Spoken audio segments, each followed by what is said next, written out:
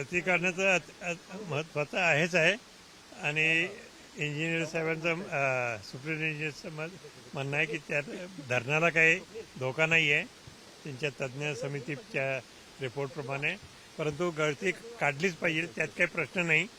आणि ती आता मला वाटतं 15 दिवसाच्या आत 15 जानेवारीपर्यंत संक्रांत झाल्या ते सुरू करतील. आणि किती वर्ष चालणार म्हणतायत? कुठे या की 2 वर्ष हे काम चालणार. आणि 2 वर्षात आज जी आपल्याला इथं सगळी गळती दिसते ती पूर्णपणे 99% बंद करण्याचा त्यांचा प्रयत्न राहील.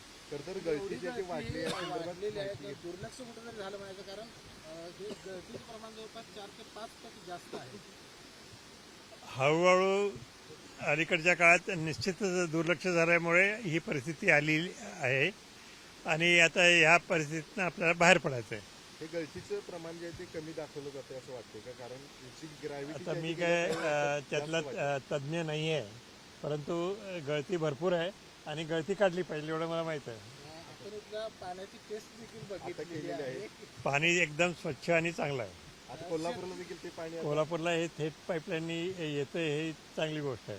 महाराज, आणखी एक महत्त्वाचा प्रश्न, जरी कमी वर्ष चालू राहिलं असलं तरी या धरणावरती जे शेतकरी अवलंबून आहेत त्यांच्यासाठी नेमकं काय आव्हान असणार आहे? कोणती पिकं घेणं गरजेचं आहे? कारण ऊस पट्टा हा पूर्ण असतो आणि पाणी कमी मिळेल अशा पद्धतीची शंका लोकांच्या मनात आहे.